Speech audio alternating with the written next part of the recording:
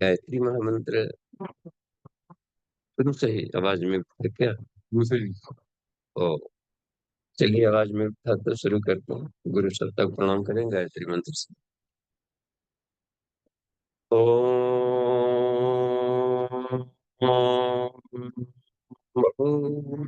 भुवः स्वः तत्सवितुर्वरेण्यं भर्गो देवस्य धीमहि धियो यो नः प्रचोदयात्। जी प्रणाम। आज गुप्त नवरात्रि का 6वां दिन है और सुबह के उपनिषदों की कक्षा में अभी हम लोग स्वाध्याय का विषय लिए हैं श्रीमद् भागवत गीता, और उस प्रकरण में हम लोग 11वें अध्याय में प्रवेश किए। और आज श्लोकों की संख्या रहेगी क्रमशः, यानी कल जहां से विराम दिया गया था उसके आगे श्लोक संख्या 12वें से लेकर के 22वें तक 11 श्लोकों के बारे में हम लोग आज थोड़ा अध्ययन मनन चिंतन करेंगे। इससे हम लोग क्या कुछ प्रेरणा ले सकते हैं और उसका दैनिक जीवन में हम कैसे अपने प्रैक्टिकल में ले सकते हैं। तो अपने अपने बुक को खोल लें और सीधे पहले हिंदी पद्य शैली में जो भाष्य किया गया है युग ऋषि द्वारा, उसको पहले हम लोग सुन लें। उसके बाद हम लोग संस्कृत में श्लोकों को दोहराएंगे और उसका और थोड़ा बारीकी से आध्यात्मिक वैज्ञानिक विश्लेषण से समझेंगे तथ्य को। जी नितिन जी, आप देखें ऑनलाइन करिए किरण दी को। बाबूजी प्रणाम, सभी को प्रणाम। एकादश अध्याय श्लोक नंबर 12 से 22। नभ में सहस्र रवि एक साथ हो उदित करे जितना प्रकाश, वह विश्व रूप की समता में था जुगनूवत राजन प्रकाश। नभ में सहस्र रवि एक साथ हो उदित करे जितना प्रकाश, वह विश्व रूप की समता में था जुगनूवत राजन प्रकाश। बहुविध से होकर के विभक्त तत्क्षण अर्जुन ने यूं देखा, देवादिदेव के तन में ही एकस्त हुआ सब जग देखा। बहुविध से होकर के विभक्त तत्क्षण अर्जुन ने यूं देखा, देवादिदेव के तन में ही एकस्त हुआ सब जग देखा। आश्चर्य युक्त रोमों वाला उसका शरीर सारा डोला, सिर से प्रणाम कर जोड़ हाथ, लख विश्व रूप वह यूं बोला। आश्चर्य युक्त रोमों वाला उसका शरीर सारा डोला, सिर से प्रणाम कर जोड़ हाथ, लख विश्व रूप वह यूं बोला। अर्जुन उवाच, हे कृष्ण आपके तन में तो हैं देव सभी प्राणी सुस्थित, विधि महादेव ऋषिगण सारे हैं दिव्य सर्प भी तो सुस्थित। हे कृष्ण आपके तन में तो हैं देव सभी प्राणी सुस्थित, विधि महादेव ऋषिगण सारे हैं दिव्य सर्प भी तो सुस्थित। हैं आप अनेक भुजाधारी, बहु उदर और बहुमुख वाले, बहु नेत्र युक्त मैं देख रहा, है आप अनंत रूप वाले। है नहीं आपका कहीं आदि, दिखलाता मुझे ना अंत कहीं। हे विश्वेश्वर हे विश्व रूप, है कहीं आपका मध्य नहीं। हैं आप अनेक भुजाधारी, बहु उदर और बहुमुख वाले, बहु नेत्र युक्त मैं देख रहा, हे आप हैं आप अनंत रूप वाले। है नहीं आपका कहीं आदि, दिखलाता मुझे ना अंत कहीं। हे विश्वेश्वर हे विश्व रूप, है कहीं आपका मध्य नहीं। माथे पर भवे किरीट लगा, है एक हाथ में चक्र दिवे। माथे पर भवे किरीट लगा, है एक हाथ में चक्र दिवे। हैं सभी ओर से ज्योतिर्मय, तेजो में अतिशय नाथ भवे। प्रज्वलित अग्नि रवि के सदृश, हे प्रभावान तुम हो अव्यय, हे दुर्निरीक्ष, हे अप्रमेय, तुम ही अनादि अज हो अक्षय।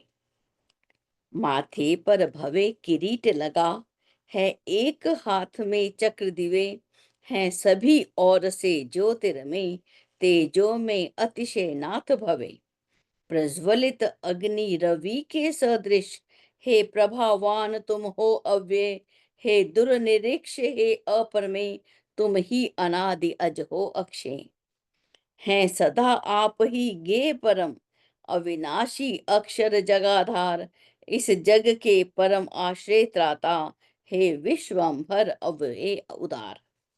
हैं आप सदा ही गे परम, अविनाशी अक्षर जगाधार, इस जग के परम आश्रय त्राता, है विश्व अंबर अव्यय उदार। हैं आप अनादि धर्म रक्षक, हैं आप सनातन पुरुष हरे, हैं गुणातीत ये मेरा मत, हैं आप प्रकृति से सदा परे।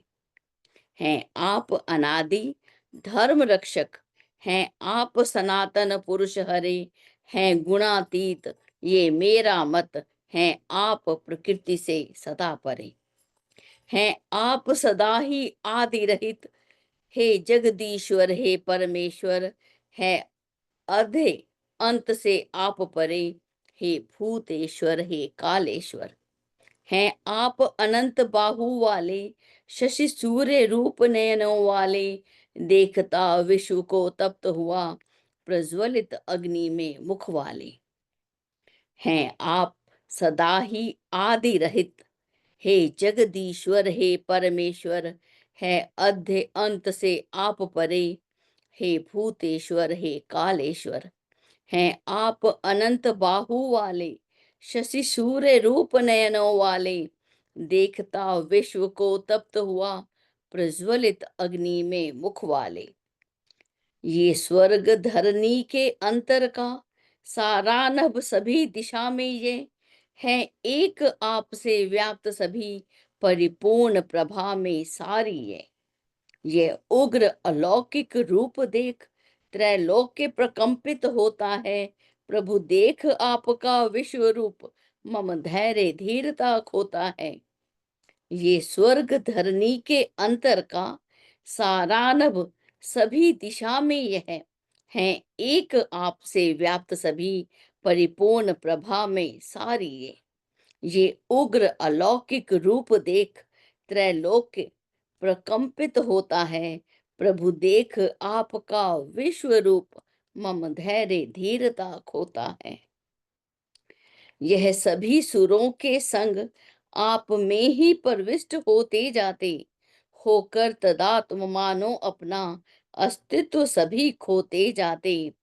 कोई भयभीत हुए, कोई करबद्ध किए गाते जाते, ऋषि सिद्ध संग कर स्वस्तिवाद वर स्तुतियां करते जाते। ये सभी सुरों के संग आप में ही प्रविष्ट होते जाते, होकर तदात्म मानो अपना अस्तित्व सभी खोते जाते। कोई भयभीत हुए, कोई करबद्ध किए गाते जाते, ऋषि सिद्ध संग कर स्वस्तिवाद वर स्तुतियां करते जाते। एकादश रुद्र तथा द्वादश आदित्य, आठ वसु विश्वदेव, अश्विनी कुमार और पितृ संग गण साध्य तथा श्री पवन देव, गंधर्व यक्ष राक्षस एवं सिद्धों के भी समुदाय सभी, विस्मित हो देख रहे सब ही, जैसे देखा हो नहीं कभी। एकादश रुद्र तथा द्वादश आदित्य, आठ वसु विश्वदेव, अश्विनी कुमार और पितर संग गण साध्य तथा श्री पवन देव, गंधर्व यक्ष राक्षस एवं सिद्धों के भी समुदाय सभी, विस्मित हो देख रहे सब ही, जैसे देखा हो नहीं कभी। जी बाबू जी, प्रणाम, सभी को प्रणाम।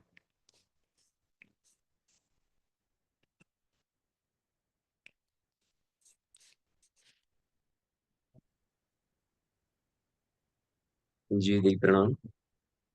जी प्रणाम। अनम्यूट। फ्लाइट हटा जी। तो इसमें जैसे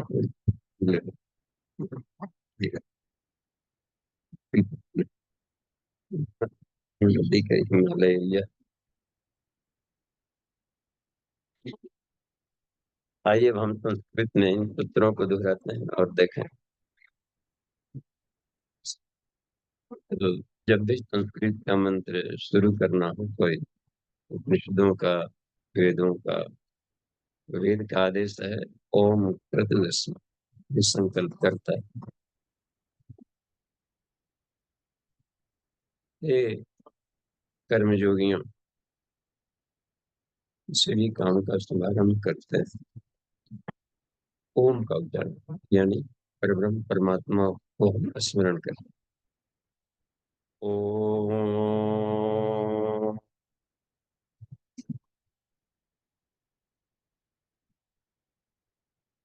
दिवि सूर्य सहस्रस्य भावेत युगपदुत्थिता यदि भाः सदृशी स स्यात् भासतस्य महात्मनः। हम देखते हैं कि दिव्य यानी पूरा का पूरा यह आकाश जैसे सैकड़ों सूर्य, सहस्रस्य सूर्य, हजारों सहस्र हजारों सूर्य इस एक साथ उग गए, उत्थित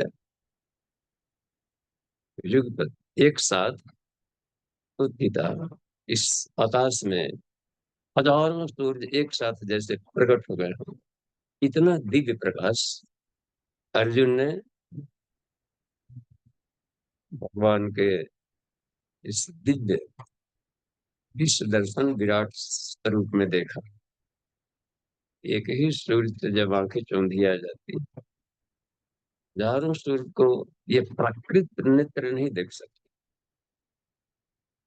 ये वो नेत्र दिया गया था भगवान विष्णु द्वारा, दिग्गम ददामि ते चक्षु पश्य में योगमेश्वरम। उस दिव्य नेत्र द्वारा वो देख करके और ला करके यदि भाहा सदृशी स स्यात् भास तस्य महात्मना, यह बोल रहे हैं कि हजारों सूर्य एक जगह से प्रकाशित हो जाए और वैसा भी शायद ही सामना कर सके उस परमात्मा के दिव्य स्वरूप का, विराट रूप का दर्शन करना। आगे जाकर देखिए इसमें इसका मतलब होता है कि जो वेद में कहा गया है कि ब्रह्म है सूर्य समम ज्योति, परमात्मा को हम ध्यान कैसे करें, तो सूर्य के समान। और यह सूर्य एक जब दिखाई पड़ा था इतना, तो जो सारे ब्रह्मांड के सूर्यों को जो प्रज्वलित करता है, उत्पन्न करता है, वह है सविता परमात्मा, हिरण्यगर्भ।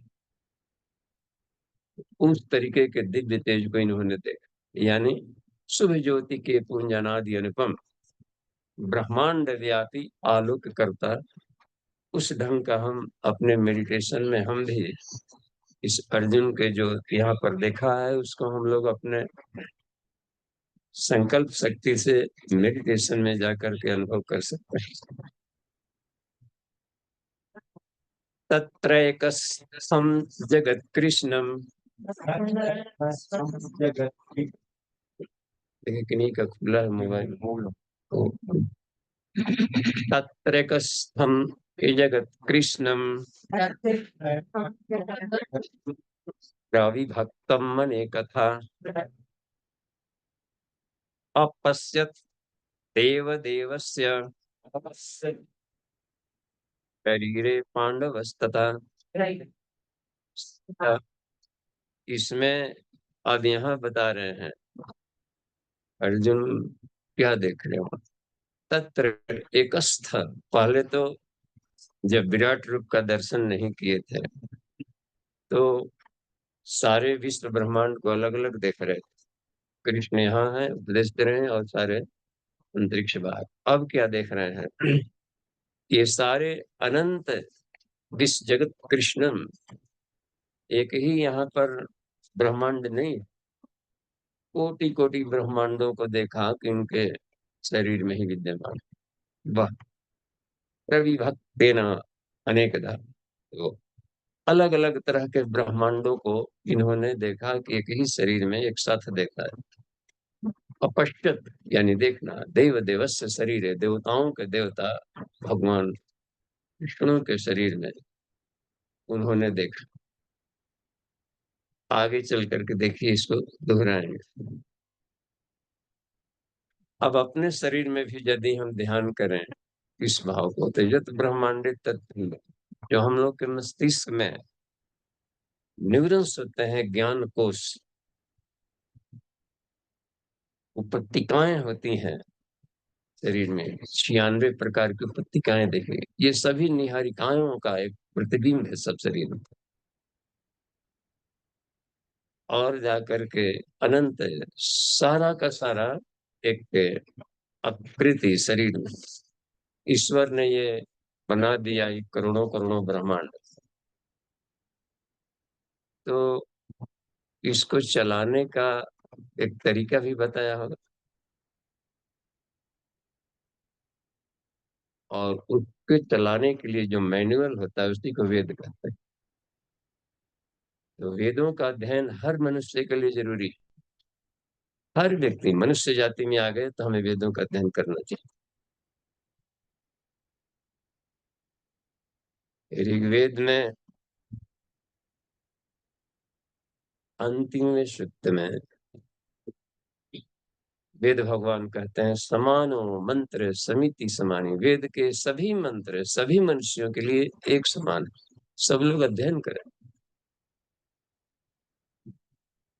समान मन सचिद में साम, सभी मनुष्यों का मन एक साथ संयुक्त होकर काम करे।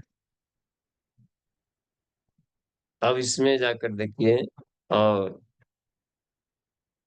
यथे माम वाचम कल्याणी मावधानी जनेभ्य, यजुर्वेद के 20वें अध्याय का यह दूसरा मंत्र, यथा इमाम, यह जिस प्रकार, वेद भगवान क्या बोल रहे हैं, यथा इमाम वाचम, यह जो वेद वाणी है, कल्याणी, हर प्राणी हर जीव जंतु हर एक मनुष्य के लिए एक साथ कल्याण करने वाली, इसमें वर्ग विभेद नहीं, सभी के लिए यह ईश्वरीय वाणी समान रूप से कल्याण करती। आवधानी, उपदेश करता हूं, जनेभ्य, मनुष्य मात्र के लिए। ब्रह्म, जो आध्यात्मिक प्रोफेसर हैं, उनको रोज अध्ययन करना चाहिए। ब्रह्म कहा है, ब्राह्मण कहा गया था जो आध्यात्मिक प्रवक्ता होता है, जिनका सब्जेक्ट है अध्यात्म विषय। राजन्याध्यात्म, जो राष्ट्र की सुरक्षा समृद्धि में लगे हुए, उनको भी, ताकि उसमें पता चले अथर्ववेद में सब है, इसमें सब विनाशम सुप्त से लेकर सब कहाँ कैसे हमको रक्षा करनी है समृद्धि। ब्रह्म राजन्य अध्यागम, शूद्राय श्रमिक वर्ग को भी रोज पढ़ना चाहिए, ताकि श्रम के माध्यम से भी हम ब्रह्म को पा सकें। जब कंकण में है तो उसमें कार्य करने की एक शैली बताया गया। कार्याय, जो व्यवसाय में लगे हुए हैं, व्यापार में, उत्पादन में, राष्ट्र को समृद्ध बनाने में लगे हैं, उनको दिन अध्ययन करना चाहिए वेदों को। उसमें सभी तरह के ज्ञान विज्ञान भरे पड़े हैं, विपणन संबंधी। चार्याय चस्वाय, यानी जो बिल्कुल ही सेवक, अति पिछड़े और अति जो किसी भी तरीके के नियम व्यवस्था में, वो भी अध्ययन करें, ताकि या सुने कहीं पर हो रहा है तो ताकि कुछ ज्ञान मिल जाए, तो हमारा आगे का जीवन शैली शानदार। स्वाय अरणाय च, और भी अति, यानी सभी महिला पुरुष सभी फैकल्टी के लोग इसका अध्ययन करें। उसमें यह सब बताया गया है कि अब इतना ही ब्रह्मांड है और इसको चलाने का तरीका तो कुछ तो है कि आजू बाजू की चीजें हम लोग छू करके काम कर लेते हैं, लेकिन जो दूर दूर है इन ग्रहों से बातचीत कैसे करें, यहाँ पर आएगी दिक्कत। और पहले ऋषिगण सारे ग्रहों के भी एक सिद्ध में आ जाने पर जो चुंबकीय क्षेत्र पृथ्वी का गड़बड़ाता था, तो उसको पृथ्वी को बचाने के लिए हर व्यक्ति एक चुंबक होता है, मैग्नेट है, चलता फिरता। नॉर्थ पोल है मस्तिष्क, साउथ पोल रीढ़ के हड्डी का निचला हिस्सा कॉक्सिक्स। आदमी एक ऐसा चुंबक है, यदि साधना कर ले अपना तो उसका चुंबकत्व बढ़ता है आत्म साधना से।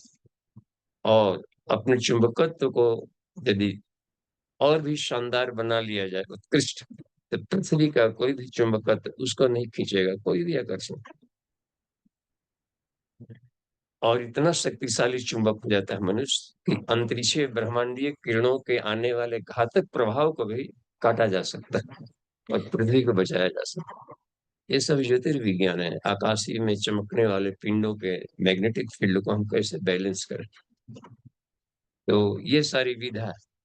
तो शरीर में भीतर में ही सारे ग्रह नक्षत्र हैं, नवग्रहों की जैसे भी भीतर इसकी अनुकृति पाई जाती है। नीचे में मंगल ग्रह, मेडिटेशन करना है तो मूलाधार में मंगल, स्वाधिष्ठान में बुध ग्रह की प्रतिकृति मिलती है, गुरु ग्रह का मणिपुर चक्र मिलता है, शुक्र हृदय, शनि यम विशुद्धि, और सूर्य चंद्रमा आज्ञा चक्र और सहस्रार चक्र में। तो शरीर के भीतर में हम सबको देख सकते हैं, वेद में ही बताया गया है चंद्रमा मनुष्य जाता। और भी देखिए, चक्षुषो चंद्रादित्यों, नेत्रों में सूर्य चंद्रमा का हम दर्शन करें, मेडिटेशन में करना हो या किसी स्त्री पुरुष पर, कहीं भी किसी जीव जंतु आते हैं, कोई भी जानवर आंखें तो होगी, उसमें सूर्य और चंद्रमा का दर्शन करें। कितनी पवित्र वाणी है वे। इसलिए हर व्यक्ति को बिना इसके अध्ययन के लिए आत्म साक्षात्कार नहीं और सही स्वरूप नहीं मिलता कि संसार को कैसे हमें चलाना है। इसलिए देख रहे हैं, इसमें देखा परम्यम, सारे विराट को, सब कुछ को, सारे देवताओं के शरीर में आप देख रहे हैं, अपने शरीर में भी हम देख सकते हैं सभी का। जैसे अर्जुन देख रहे हैं, ऐसे ही हर साधक अपने भीतर में इन ब्रह्मांडीय अनुकृति को देखे। ये इसका कहने का अर्थ है विश्व रूप का। यत ब्रह्मांडे तत्पिंड, सारी एक कृति शरीर के भीतर है। और ये आदमी का शरीर एक रिमोट रिमोट है बस, उसमें स्विच लगे रहते हैं जहां तहाँ। गायत्री मंत्र के 24 अक्षर ब्रह्मांड के 24 तत्वों पर नियंत्रण करते हैं, और उसका पॉइंट शरीर में, कौन अक्षर का कहाँ पर शरीर में पॉइंट है, उससे वो नियंत्रित होता है ये सारे ब्रह्मांडीय शक्तियों का। तो यह है इसमें प्रणम्य शीर्षाम देवम न, अगला वाला 14 पूरा दोहराई। ततः स विस्मयाविष्टो हृष्टरोमा धनंजयः प्रणम्य शिरसां देवं कृतांजलिर्भासत।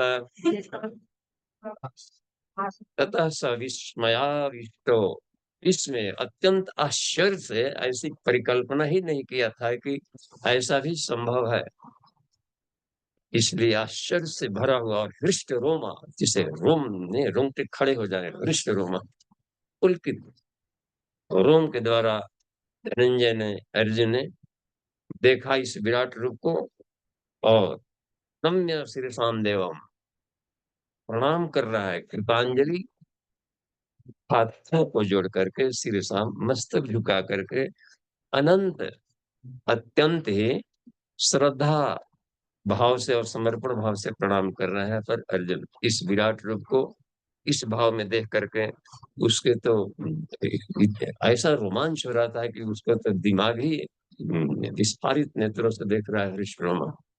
ऐसा जब साधारण हम लोग कोई चीज देखते हैं, हाँ टूटा चीज, तो उसमें पाप निकल जाता है। अब समझिए उसको तो इतना आश्चर्य था कि वो उसके नेत्र फटे फटे रह जाए कि ऐसा भी हो संभव है क्या। देख, ये जाकर वहां देख रहा है और प्रणाम करते हुए उन्होंने प्रणाम किया, माथे झुका करके आगे देखे। अब 15वां से लेकर के 22वां तक आज का जितना भी मंत्र आएगा आगे आप लोग, वह छंद बदलेगा।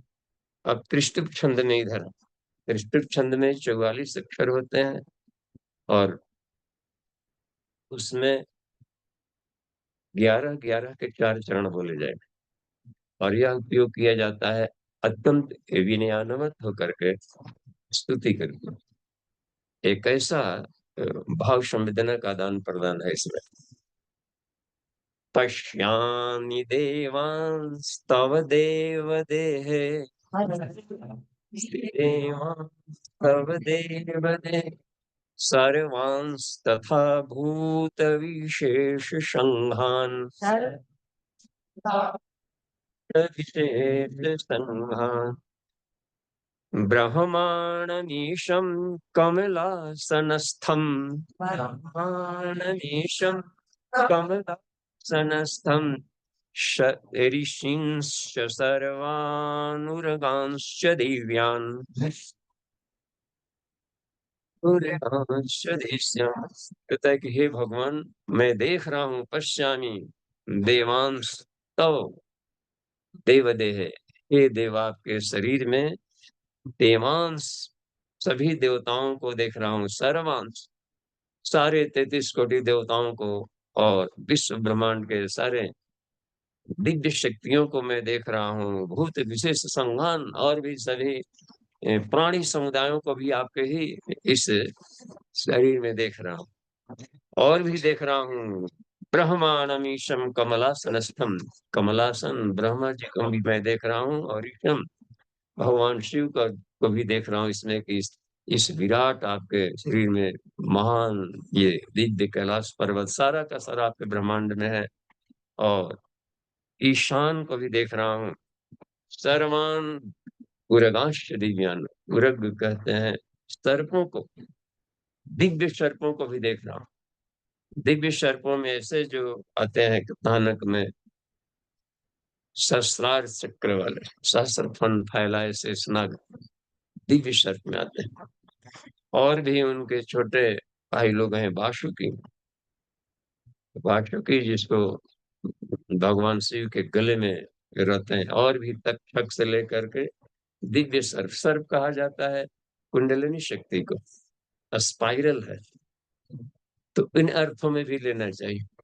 और संसार में जितने भी रेप्टिलियंस हैं जो सरक सरक कर चल रहे यूनिवर्स के हर पिंड सरकता है, अंतरिक्ष में दौड़ने वाले आकाशीय पिंडों को भी सर्प कहा जाता है, स्पाइरल है अंतरिक्ष सर्प जो स्पाइरल सरकता है। तो सबको तो इस ब्रह्मांड की गतिशीलता और भ्रमणशीलता को देख रहा है, इसलिए दिव्य तरीके से देख रहे हैं, तो तब उसमें आते हैं। तो मैं इसको देख रहा हूँ, और आगे चल करके देखिए कितना शानदार इसमें। अनेक बाहूदर वक्त नेत्रम, अनेक बाहूदर वक्त नेत्रम पश्यामि त्वं सर्वतोऽनन्तरूपम्, पश्यामि त्वं सर्वतोऽनन्त नान्तं न मध्यं न पुनस्तवादिं, नान्तं न मध्यं न पुनस्तवादिं पश्यामि विश्वेश्वर विश्वरूप, पश्यामि विश्वेश्वर विश्वरूप। पहले वाले चरण में देखिए बोलते हैं अनेक के बाहु, उदर, वक्त्र और नेत्र एक ही पहले दिखाई पड़ रहे थे, अब तो इतना अनेक बहुनी बहुन, उदर वक्त्र नेत्र, वक्त्र कहते हैं मुखों को भिन्न भिन्न, और नेत्रों को। पश्यामि त्वाम सर्वतो अनंत रूपम, आपका अनंत रूपों में आपका मैं देख रहा हूँ। और बड़ा जब अब इसको हम लोग कैसे मेडिटेशन में करें? आंख बंद करके जब हम ध्यान में प्रवेश करें, शरीर को भगवान का मंदिर मानकर आत्म संयम और नियमितता द्वारा आरोग्य की रक्षा करें। तो शरीर के भीतर में ही देखना है। शिव संहिता में भी कहा है कि आत्म संस्थम शिवम त्यक्त्वा बहिस्तम यस्मर्चेत। अपने भीतर में स्थित शिव जी को छोड़कर जो बाहर की तरफ देखता है, हस्तस्थम पिंडम उत्सृज्य, हाथ में रख के पकवान को छोड़कर ब्रह्म तेजविता से भटके हुए दिग्भ्रमता कश्ती में भिक्षु की तरह भटक रहे। और भी कहा है, जब कार्तिकेय को भी पढ़ा रहे थे, इसी विराट को ध्यान करना पड़ता है भीतर। स्कंदोपनिषद में भगवान शिव जी अपने पुत्र को पढ़ा रहे हैं, तो वहां बता रहे हैं कि हे कार्तिकेय, देहो देवालय प्रोक्त, शरीर को ही भगवान का मंदिर माना, सजीव केवल शिव, यह जीव ही शिव है। अपने भीतर की अपने अंतरात्मा में ही देखना है शिव जी। सजीव केवल शिव, त्यजेद अज्ञान निर्माल्यम, अज्ञानता के पुरानी बासी माला को हटाओ, या अज्ञानता से उसको निर्माल्यम करें, उसको प्रांजल कर। ज्ञानता का ही आवरण है कि हमें कुछ का कुछ दिखता है।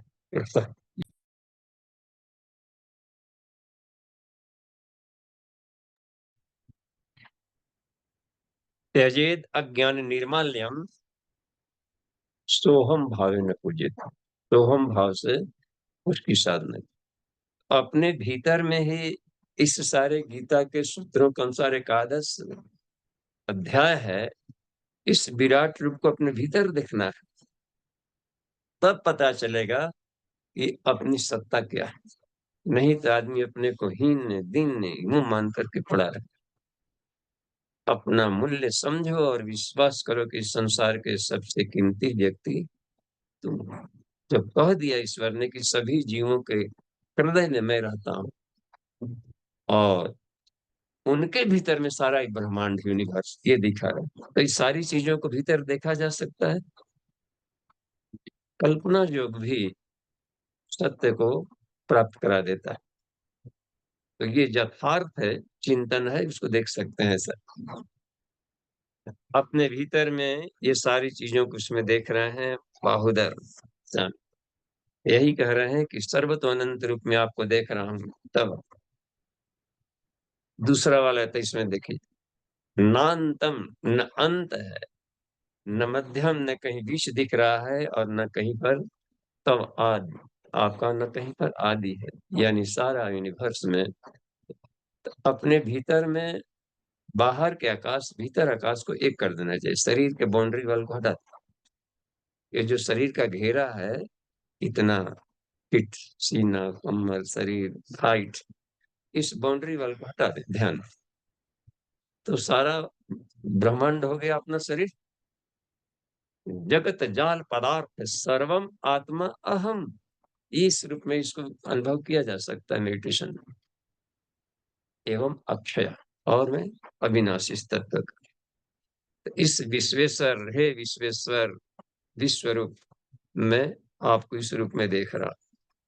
17वां चल करके देखिए इसमें, इसका हम लोग देखें 17वां का दोहरा है। किरीटिनं गदिनं चक्रिणं च, किरीटिनं गदिनं चक्रिणं च, तेजो राशिं सर्वतो दीप्तिमन्तं, तेजो राशिं सर्वतो दीप्तिमन्तं, पश्यामि त्वां दुर्निरीक्ष्यं समन्ताम्।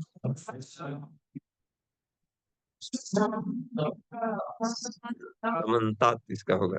हाँ, दिखता है ना वहाँ तत्ता, और 10-10 संयुक्त होंगे। पश्यामि त्वां दुर्निरीक्ष्यं समन्तात,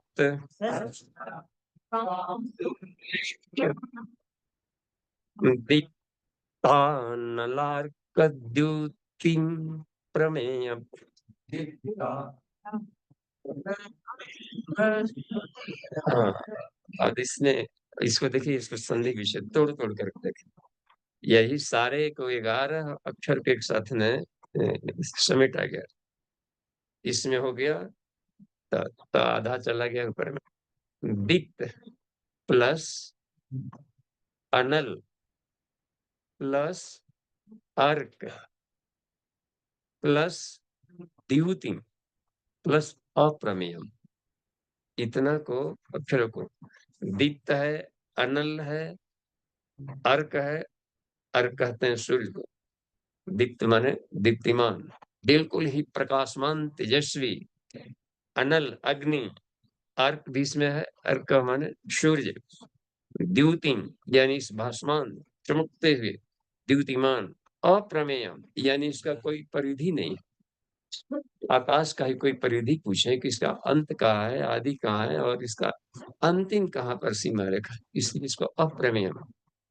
आपके इस विस्तार का यहाँ पर देखिए बोल रहे हैं कि आपको चतुर्भुज रूप में भी देख रहे हैं, और क्योंकि अनंतता का विस्तार है ये, तो वो किरीटिनम यानी मुकुट, गदिनम गदा, मुकुट कहा जाता है जिनका भाल चमकता। ऐसा नहीं कि बाजार से मुकुट खरीदेंगे तभी मुकुट कहलाएगा। चमके भाल तुम्हारा, यानी कोई देखते हैं इधर से आदमी कोई अच्छा काम कर जाता है तो सीना ऐसा चलता है गर्वान्वित होकर कि नहीं, हमने भगवान का काम किया।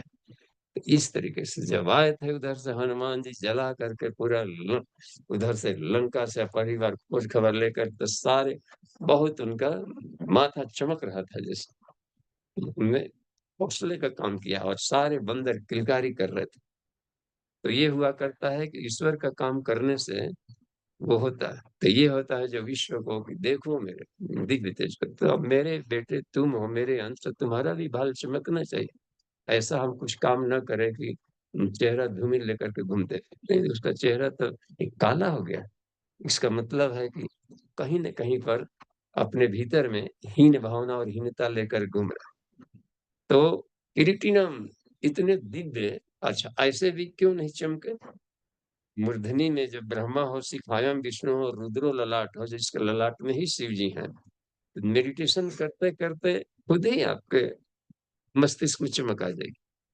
इस विराट रूप का आदमी ध्यान करे कि शिखा में विष्णु है और मूर्धनि में ब्रह्मा, रुद्रो ललाटे चक्षुषो चंद्रादित्यो, तो ये ध्यान करते ही एक चमक बढ़ जाती है।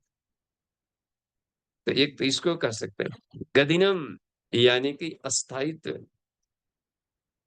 अस्थायित्व के लिए गदा कहते हैं। वाह, चक्रिणम, निरंतर गतिशीलता रहनी चाहिए आदमी के जीवन में, सब जगह गतिशीलता है, संसार का हर परमाणु दौड़ रहा है, लग रहा है ना कि सुदर्शन चक्र ही हर जगह।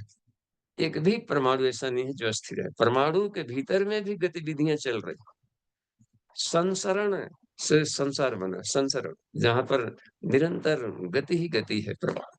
जब संसार के सारे परमाणु दौड़ रहे हैं पूर्णता की प्राप्ति में, हम ही मुख दर्शक मौन अस्थिर क्यों बैठे रहे काई लगाकर? प्रगतिशीलता जीवन में होनी चाहिए, एक भी दिन हम बेकार ना बैठे, एक भी दिन ऐसा ना बीते जिस दिन हम कुछ नया अध्ययन नहीं किया, कुछ नई ज्ञान, कुछ चमक नहीं बढ़ाया। गतिशीलता, बस गतिशीलता है जीवन इसमें। अथर्ववेद का ही जो पहला सूत्र है उसमें, ये त्रिसप्ताह पर्यन्ते विश्वारूपाणि विवृत वाचस्पतिर्बलाम तेषाम तन वो अद्य दधातु में। इस संसार कहा गया है कि इसमें हर परमाणु त्रिसप्ताह, सेवेंथ डायमेंशनल है, प्लस उसमें भी स्थूल सूक्ष्म कारण है, तो इसकी कोई सीमा ही नहीं बन जाती। पर्यन्ते निरंतर घूम रहे हैं गति तेरी, बीच में ऐसा लगता है कि हम अस्थिर हैं, सूर्य ही घूम जाता है, या इसे देखें कहते तो सूर्य अस्थिर लगता है, सब घूम रहे हैं, और वेद का कहना है कि नहीं, इस ब्रह्मांड में कुछ भी अस्थिर नहीं। देखिए वेद कितना वैज्ञानिक है, उसमें जाने पर कहता है कि है ही नहीं, इस यूनिवर्स में दिखता भरा है, ऐसा लगता है कि ध्रुव तारा अस्थिर है, अस्थिरता नाम की कोई शक्ति ही नहीं है कहीं पर। तो ये अनंत ब्रह्मांड है, सब ईश्वर की परिक्रमा कर रहा है कहीं ना कहीं, सापेक्षता का सिद्धांत इसको बोलते हैं। इसको कहा जाता है कि हमारा जीवन भी गतिशील हो, सापेक्ष हो, कल के सापेक्ष आज बेहतर होना चाहिए, पूर्णता की दिशा में चले। चक्रिणम तेजो राशिम सर्वतो दीप्तिमंतम, सभी दिशाओं में अपना रोशनी फैला। सारे भारतीय सूर्य उपासक, और सूर्य की किरणें एक दिशा में नहीं थी, सभी दिशाओं में, इसलिए यहाँ पर सहस्र सूर्य से बोला है। ये कहा कि तेजो राशिम सर्वतो दीप्तिमंतम, केवल हम ज्ञान ही के क्षेत्र में आगे न बढ़े, धनोपार्जन भी करें और समृद्ध बने, अपने भी समाज को ऊपर उठाएं, राष्ट्र को समृद्ध करें, शक्तिशाली बने। तो इसमें बात रहती है जीवन की विभिन्न दिशाओं में हमें अपने को दीप्तिमंतम, ऐसा ही जो प्रकाश देखा है, तो हम अपने भीतर में इन गुणों का आरोपण मेडिटेशन में कर सकते हैं। पश्यामि त्वाम दुर्निरीक्षम समन्तात, इसमें ये जो बात बन रही है, तो सभी तरफ से जिस प्रकाश को देख रहे हैं, दुर्निरीक्षम मतलब है कि बड़े कठिनाई से देखा जा सके। तो एक अध्याय हम लोग कभी विद्यार्थी जीवन में एक आया था, एथेंस का सत्यार्थी एक था, वो सत्य देखना चाहता था, तो कहे कि इन नेत्रों से सत्य नहीं देखो, जी इतना तीव्र प्रकाश है कि आंखें फ्यूज हो जाएंगी, फूट जाएंगी। देखते हैं थोड़ा सा भी गैस वेल्डिंग होता है तो वहां भी काला लेंस लगा के लोग देखते हैं। एक ही दोपहर के सूर्य पर भी त्राटक के जन सामान्य को मना किया गया है कि त्राटक न करें। तीव्रता के चलते आंखों के पीछे में लगने वाले नर्व्स हैं, ऑप्टिक, वे सब में कहीं ना कहीं पर उसमें खराबी आ सकती है, जल सकता है।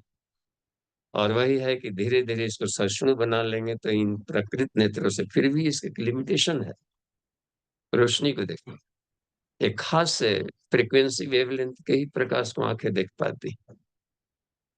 रात्रि में भी रोशनी है, खूब रोशनी है, हम लोग को नहीं दिखता है इन आंखों से, इससे भी तेज रोशनी है रात्रि में, और लगता है कि अंधेरा है। उल्लू को दिखाई पड़ता है, उसको ऐसा भगवान जी आंख दे दिए हैं कि आदमी केवल गर्व न करे कि अहंकार का हम ही को सब दिखता है। रात्रि में उल्लू इतना तेज रोशनी थी, अरे दोपहर हो गया तू लोग अभी तक सोया पड़ा है, और दिन में लगता है कि अंधेरा हो गया उसको। तो ये सब आंखों के लेंस का खेल है कि किस तरह के किरणों को भी सके। ये कॉस्मिक रेडिएशंस, ये रेज है, अल्ट्रावायलेट रेज है, एक्स रेज है, गामाज हम लोग कहाँ देख पाते हैं, जबकि और ही बहुत ही तेज ब्रिलियंसी वाली सब है।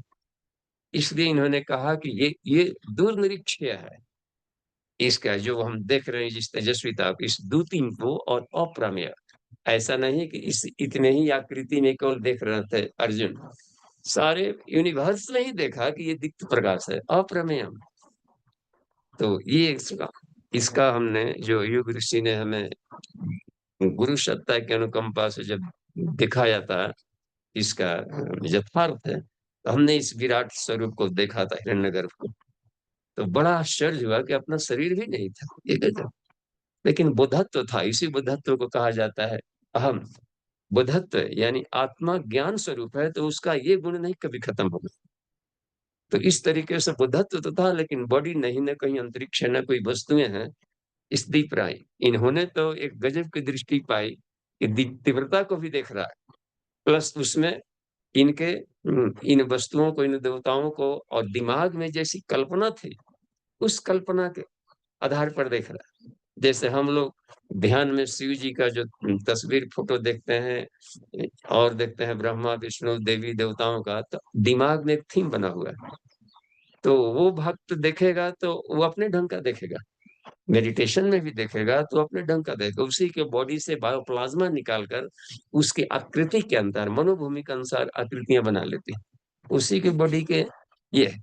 इसलिए कहा कि हे अर्जुन, तुम अपने मन की भी जो कल्पना अनुसार देखना चाहता हो देखो। तो ये है वस्तु, एब्सोल्यूट ट्रुथ क्या है कि यहाँ पर एक प्रकाश के सिवा और कुछ नहीं। तो इस दिव्यता को दुर्निरीक्षण तो देखते हैं, हजारों जहां पर दीप्ते अनल अर्क द्युति अप्रमेय। वाह, आगे चलकर देखिए इस 18वें सूत्र को हम लोग दोहरा, ये बड़ा ही एक कॉमन है और प्रेयर ग्रुप में काम आता है।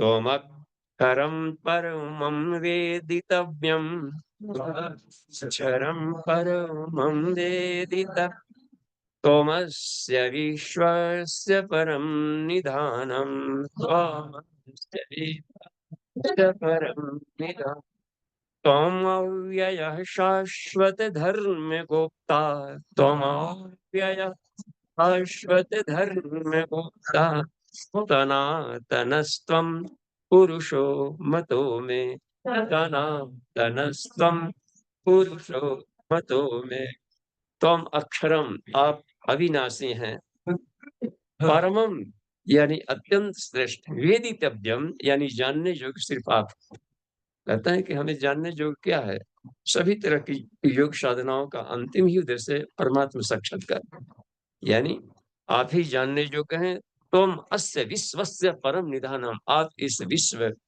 ब्रह्मांड के निधानम है यानी सबकी सबका आधार सबका घर सबके ये खजाने रहता है इसमें इस खजाने से तो जो कुछ भी हम देख रहे हैं इस यूनिवर्स का सारा आप ही निधान है तुम अव्ययम आप अविनाशी हैं शाश्वत धर्म गुप्त जो शाश्वतता है धर्म कहा जाता है एक नियम व्यवस्था प्रैक्टिकल नियम व्यवस्था और वो युग के अनुसार बदलते रहते हैं फिर भी उसको रक्षा करना है क्या कि युग के अनुसार आचार संहिताएं बदलते जाते उसमें आता है देखिए मानस में एक जगह आता है बुद्ध युग धर्म जानी मन माहे तजी अधर्म युग धर्म निवाहे कभी रहा कैसे जाड़े में रहा कि हम अभी ठंडा ठंडा कपड़ा का लेकिन गर्मी के सीजन में देखते गरम गरम इधर कपड़ा पहन रहे थे ठंडा से बचाव के लिए भी हम लोग जिस इधर पहन रहे हैं और गर्मी जहाँ पर वो अधिकता पक्रम हल्के हल्के वस्त्रों को पहन करके आदमी चल रहा है तो ये समय के साथ में बदल गया वेशभूषा स्टाइल घर पर हैं तो आपने लूज ड्रेस में आप ढीले ढाले पोशाक में अपना रह रहे हैं साधना कर रहे हैं योगा कर रहे हैं और वहीं जब जाना होता है अपने ड्यूटी पर तो ड्यूटी वाले ड्रेस पहन के जाने पड़ते हैं इस समय के सापेक्ष रामराज काल में घर घर ज्ञानी मुनि पंडित होते थे हर घर में और फिर ऐसा स्थिति आ रहा है तो हर घर में अब ज्ञानी मुनि पंडित चाहिए एक ही विद्वान व्यक्ति सबका एक साथ कैसे पूजा कराएगा अब गांव में रखे एक ही है महात्मा जब करा रहे हैं सब जगह तो मुहूर्त तो बीत जाएगा अब हम मुहूर्त कर दिए तो कि चलिए यहाँ पर आ गया एक ऐसा मुहूर्त की आधे घंटे रह रहा है अब उस आधा घंटे में कहाँ कहाँ कराएंगे या एक घंटा कह दिए कि बढ़िया मुहूर्त है इसके बाद यार तो अभिजीत मुहूर्त जैसे होता है ना अभिजीत मुहूर्त में वहां पर प्राण प्रतिष्ठा होगी अब कह दिया यार ये आधे घंटा रहेगा 30 मिनट 40 मिनट इससे अधिक नहीं अब उसी ने कहा कि हम भी अभिजीत मुहूर्त में महात्मा जी हैं एक गांव में करना और सब लोग चाहेंगे कि इस गांव में उस गांव में भी आजू बाजू में अब पूजा करनी है हर कोई चाहेगा अपने घर में उस मुहूर्त में कर ले ये तभी संभव है जबकि हर घर में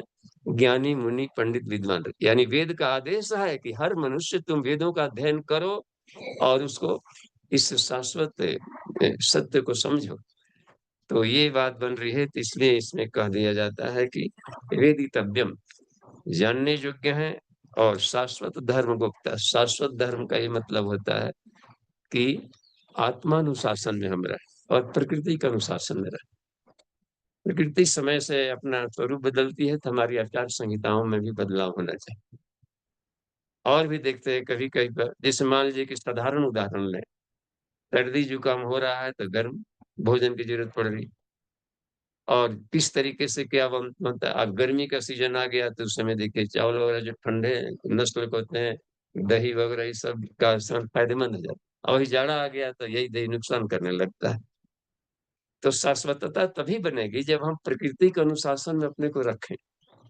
और आत्मानुशासन में रहें ईश्वर के अनुशासन में रहें जो देखिए अपने सनातन धर्म के पूरे स्वरूप को पढ़ाने के लिए दो भाग में बांटा गया एक को कहते थे अध्यात्म दूसरे को कहते हैं धर्म एक का नाम है अध्यात्म दूसरे का नाम है धर्म अध्यात्म क्या है सैद्धांतिक पक्ष हुआ और धर्म प्रैक्टिकल पक्ष हुआ वैज्ञानिक इसको कह सकते हैं, एक है अध्यात्म, दूसरे को विज्ञान कह सकते हैं। तो संसार में चूंकि पदार्थ जगत में रहना है, शरीर से पदार्थ से ही जिंदा रहना है, तो सर्वाइवल के लिए संसार में घूमना टहलना ही पड़ेगा। इसलिए कहा कि संसार में हमारा यदि व्यवहार हो तो संसार के पदार्थ हम पर भारी न पड़े, हम भारी पड़े इस पर।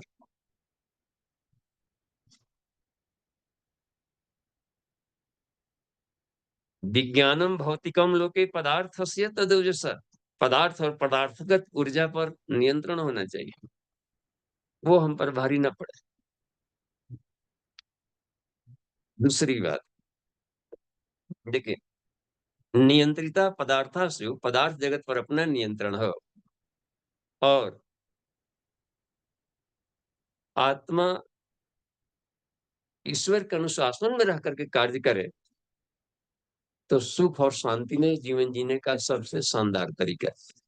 इसी को भारतीय संस्कृति कहते हैं, आर्ट ऑफ लिविंग। इसमें पूजा पाठ है, सब शैली कहीं पर कोई स्थान ही नहीं दिया गया। यह तो एक एक सामान्य मनुष्य जाति के लिए एक आचार संहिता है कि पदार्थ जगत पर अपना नियंत्रण रखें और अपने को ईश्वर के अनुशासन में जोड़े रहें। तो इसके अलावा और कोई विकास सुखस्या था शांत सृष्टि कृत्यम देव संस्कृति ऋणम रुक्तम च, तो सारे संसार में इसी को देव संस्कृति कहा गया। डिवाइन कृति, क्रियाकलाप, कल्ट, चर, जीने का शैली, तो इसमें रहता है। बाकी जो प्रक्रियाएं बनाई जाती है, तो इसी पूजा पाठ के माध्यम से सब बातों को कहा जाता है। इसे कहने के लिए सब मंच है अलग अलग आधार का, लेकिन हमें जीवन शैली ये अपनानी। ये ही बता रहे हैं कि शाश्वत धर्म गुप्ता, जो शाश्वतता तभी बनेगी, नहीं तो हम भटक जाएंगे लहरों में। बदलाव नहीं करेंगे तो बदल जाए, उसमें समाप्त हो जाते हैं। तो भारतीय संस्कृति ही सनातन इसलिए बन गई कि वो हर घाट पर स्नान करके परिवर्तन करते, एक से एक महापुरुष आते हैं और सुधार करके, सुधारक आकर के फिर उसको आचार संहिताओं में बदलाव करके ले लेते। यानी ईश्वर के अनुशासन में रहे, प्रकृति के अनुशासन में रहे। इसके अलावा कर्म कांडों में कहीं उलझ तो नहीं गए, इसी को रूपांतरण करके चलते रहते हैं। तो हम अपने आप को शानदार बनावे देवता। तो शाश्वत धर्म गुप्ता के हे भगवान, आप रक्षक हैं। सनातनस्तम, आप सनातन हैं। और पुरुषो मतों में ऐसा मेरा मत है कि आप ही पुरुष हैं। पुरुष मैंने, अब पुरुष स्त्री वाला यहाँ अर्थ नहीं लगेगा, स्त्री कहीं नहीं बोला है। पुरुष कहा जाता है सारे नगर के पूर्व, अनंत ब्रह्मांड को एक पूर्व कहा, नगर कहा, और उसके स्वामी। तो पुरुष, पुरुषोत्तम कहा जाता है पुरुष। तो आप ही सनातन हैं, आप ही पुरुष हैं। तो ऐसा मेरा मत। अगले श्लोकों को हम लोग, अगला 3 श्लोक बच गया है, 4 है, 4 बचा है अभी। 19वां वाले को हम लोग दोहराएं। अनादिमध्यान्तमनन्तवीर्यम्, अनादिमध्यान्तमनन्तवीर्यम्, अनन्तबाहुं शशिसूर्यनेत्रम्, अनन्तबाहुं हाँ, पश्यामि त्वां दीप्तहुताशवक्त्रम्, त्वां दीप्तहुताशवक्त्रम्, स्वतेजसा विश्वमिदं तपन्तम्, विश्वमिदं तपन्तम्। ये देखिए, अनादि यानी आपका न आदि है, मध्य है, न अंत है। आप अनंत वीर्य हैं। अनंत वीर्य माने अनंत शक्तिशाली। और अनंत बाहुम, आपकी भुजाएं अनंत है। अच्छा, इस अनंत भुजा को 2 तरीका है देखना। एक तो कि भगवान की ही भुजाएं देखें ऐसे, और ईश्वर को हम यदि सभी जीवों में देख रहे हैं तो सभी की भुजाएं मिल करके तो कोई संख्या अनंत भुजा हो गई। विश्व तो मुख, आपकी अनंत मुंह है, तो केवल हम ईश्वर में ही ढेर सारे मुंह क्यों देखें? ये जो जीव जंतु है, ये भी ईश्वर का मुंह है, क्योंकि ईश्वर उसके भीतर है। तो हर जीव ईश्वर का मुंह हुआ। तो अपने चिंतन को थोड़ा विराट बनाना है इस कल्पना में, और जो कि जो यथार्थ है, इसके बिना काम भी नहीं चलने वाला। नहीं तो सहृदयता शून्य हो जाएगी और एक दूसरे से लड़ते हुए जीवन बीतेगा। जब हर के भीतर में ईश्वर आदमी देखेगा तो हो ही नहीं सकता है कि उसका ड्यू रिस्पेक्ट न करे। तो गीता ही हमें सही पाथे पर ले जा सकती है। यही बता रहे यहाँ पर कि आपका अनंत बाहु है और सूर्य और चंद्रमा ही आपके नेत्र हैं। अपने भीतर में भी नेत्र, ये रोशनी न हो, आंखों में आंखें हैं, दो लग रहा है कि एक ही जैसी है, लेकिन दोनों के अलग अलग फंक्शन है, अलग अलग काम होता है। 3D पिक्चर तभी देख पाता है दोनों अलग अलग ढंग से काम लेते हैं। और भी एक एक कुल कुल किरण है, प्रेम की दृष्टि से भी डाल देख सकते हैं, क्रोध की भी दृष्टि से देखा जा सकता है। इसका मतलब होता है कि ये आग भी उगलता है और शांति भी उगल रहा है। तो ये बहुत ही भीतर में चमत्कारिक है। सभी लोग की आंखें लगता है निकाल कर एक प्लेट में रखा जाए तो आदमी पहचान नहीं पाएगा कि कौन वाला किसका, लेकिन सब अलग अलग है। ये गजब है। इस संसार में कहीं भी एकरूपता नहीं दिख रही है, एक ही जैसे सदृश्यता। यह साबित करता है कि कण कण में ईश्वर है, क्योंकि ईश्वर का संकल्प है कि एक से अनेक बने, एक जैसा मॉडल दूसरा कहीं न मिले। एक पेड़ की सारी पत्तियां लगती हरी भरी एक जैसी है, लेकिन सबके वेनेशन में अंतर रहता है। हाथ की रेखाएं अलग है, यहाँ तक कि अंगूठे के निशान अलग अलग। तभी नहीं सारे लोग, ये फोटो लिया जाता है आधार कार्ड पर इधर उधर की, ये कंप्यूटर भी अंगूठे से खोलो तो कोई भी अंगूठा दबा के खोल लेता है। इसका मतलब है कि ये रेखांकन हर चीज, यही विचित्रता है। यह साबित करता है कि कण कण में ईश्वर है, क्योंकि वो उसका संकल्प है कि मैं, मेरे एक जैसा कण दूसरा कहीं नहीं मिलेगा, और फिर भी साथ लेकर चल रहा है। हम थोड़े से भिन्न विचार वाले हो जाते हैं तो इसी में अलवल आ जाता है कि, और संघर्ष शुरू हो जाता है। ये अध्यात्म ही सिर्फ जानने योग्य, अध्यात्म विद्या, विद्या नाम आया था ना 10वें अध्याय में। आगे चलकर हम देखते हैं इसमें अच्छा, पश्यामि त्वाम दीप्तहुताशवक्त्रम, दीप्तहुताशवक्त्रम। देखिए, वक्त्रम माने मुख, दीप्त प्रज्वलित, हुताश तो वहां पर अग्नि को, मुखाद अग्नि, मुख में अग्नि, जिह्वा तो सरस्वती। भीतर में अपने विराट देखना है तो मुख में अग्निदेव, तो उनके मुख से जो लपटें निकलती है, तो हमारे भी वाणी में वाक शक्ति होनी चाहिए, बोलें तो उसका प्रभाव पड़ना चाहिए।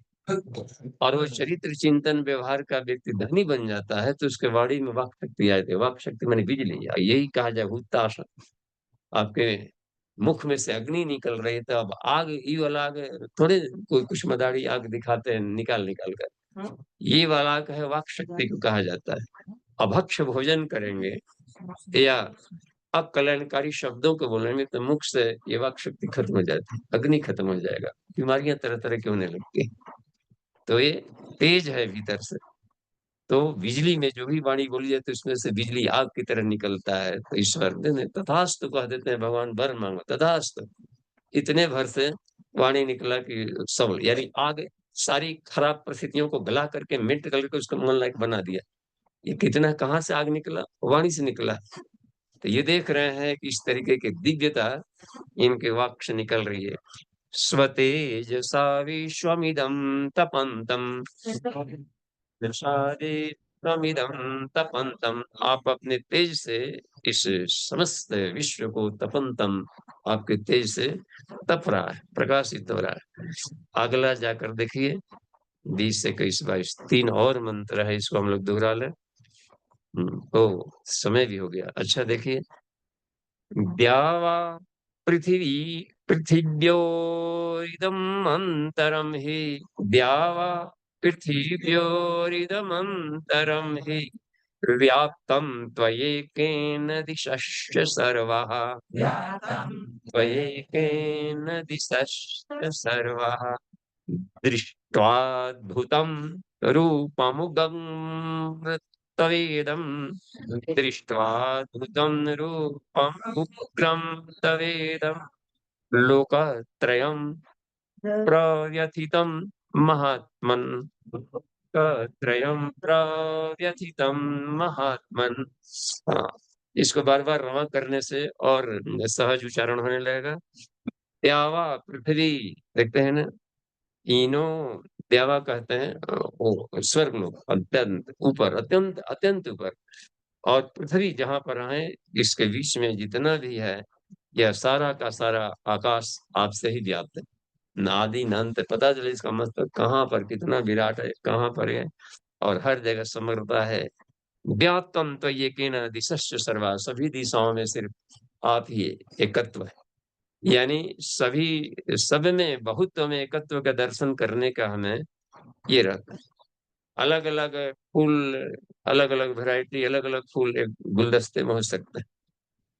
पेड़ की बहुत सारी शाखाएँ होती है, पत्तियाँ होती हैं, फूल होते हैं, तो ये दिखने में तो सब अलग-अलग है, सबके गुण कर्म स्वभाव अलग हो जाते हैं। किसी-किसी रोग में और किसी-किसी औषधि में केवल फूल खाया जाता है, किसी में उसकी पत्तियाँ खाई जाती है, किसी में जड़ पंचांग खाया जाता है, पाँचों अंगों को, तो ये किसी-किसी का सीड खाया जाता है।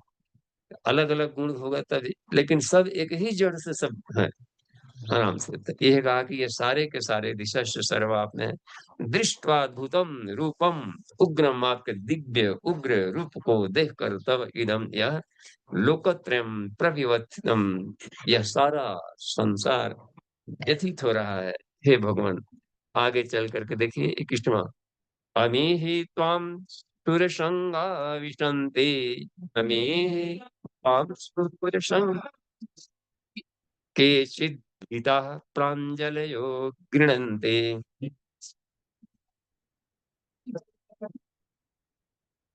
स्वस्तीति युक्त्वा महर्षिसिद्धसङ्घाः, स्वस्तीति युक्त्वा महर्षिसिद्धसङ्घाः स्तुन्वन्ति त्वां स्तुतिभिः पुष्कलाभिः, त्वां स्तुतिभिः पुष्कलाभिः।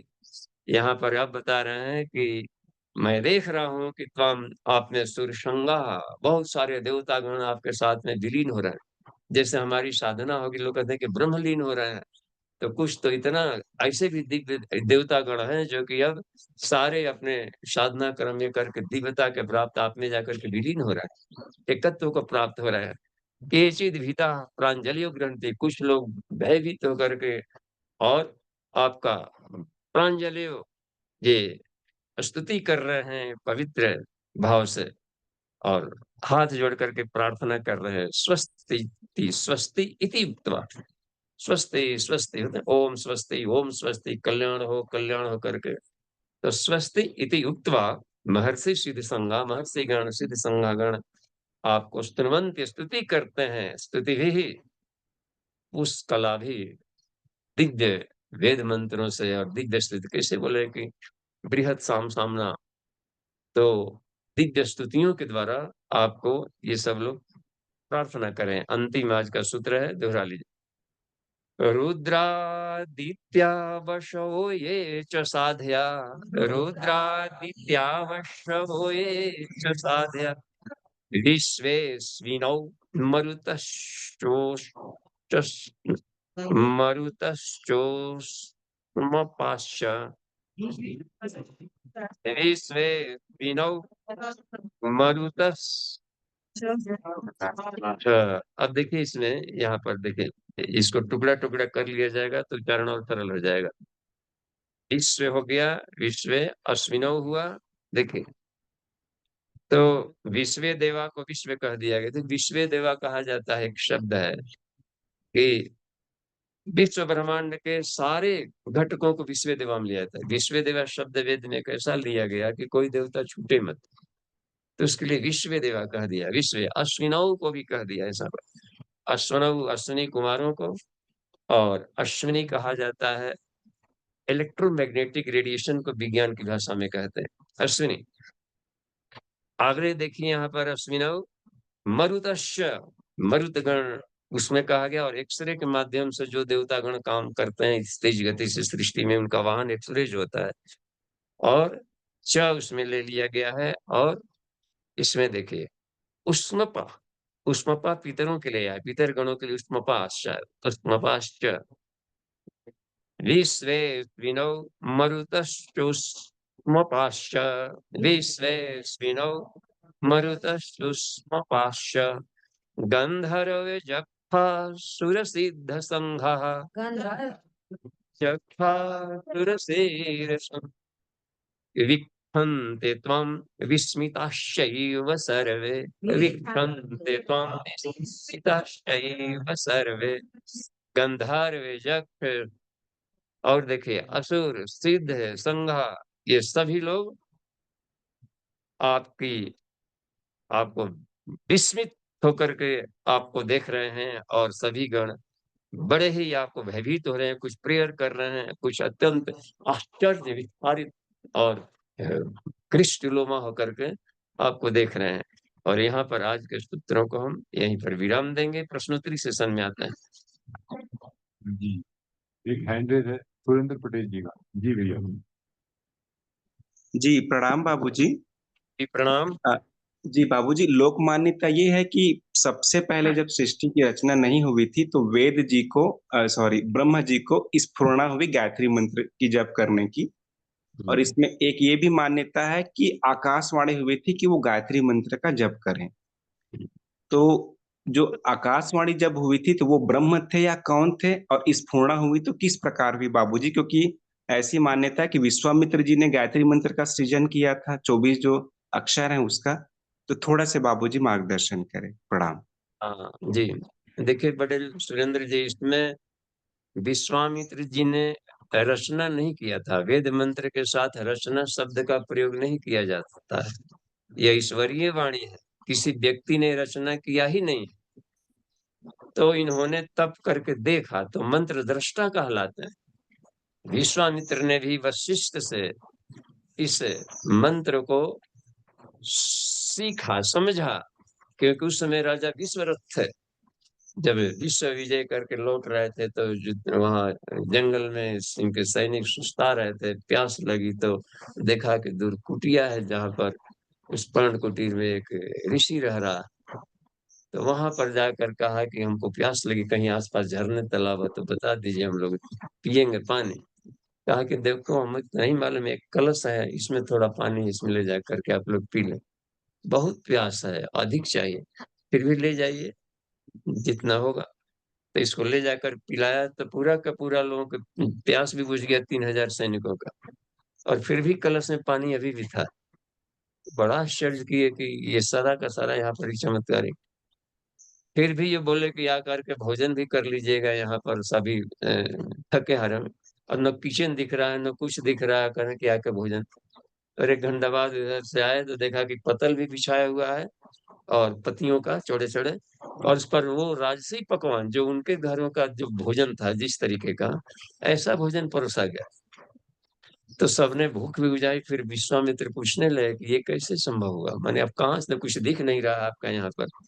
तो कहा हमारे पास एक नंदिनी गाय है, जो वो कामधेनु की ही पुत्री कहलाती, तो उनको कामना जैसा चाहेंगे अपने शरीर से उत्पन्न कर लेते हैं।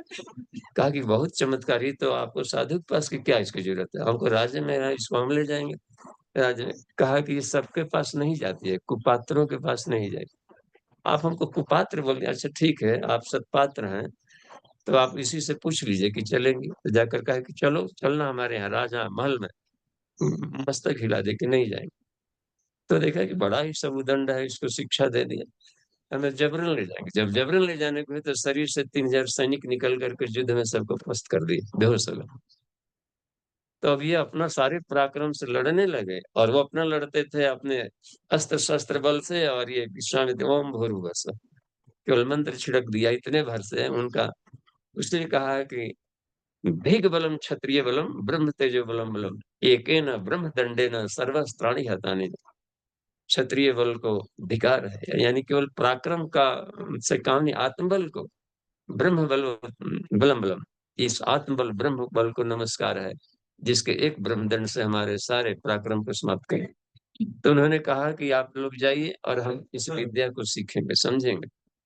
तब यहाँ पर उन्होंने इस विद्या को बताया, कहा कि ये वैदिक मंत्र है और शाश्वत है, हर कोई व्यक्ति इस मंत्र का उच्चारण कर सकता है, साधना करनी पड़ती है, तो रटने भर से नहीं, लंबा तप करना पड़ता है, भीतर की शक्तियों को जगाना पड़ता है गायत्री मंत्र।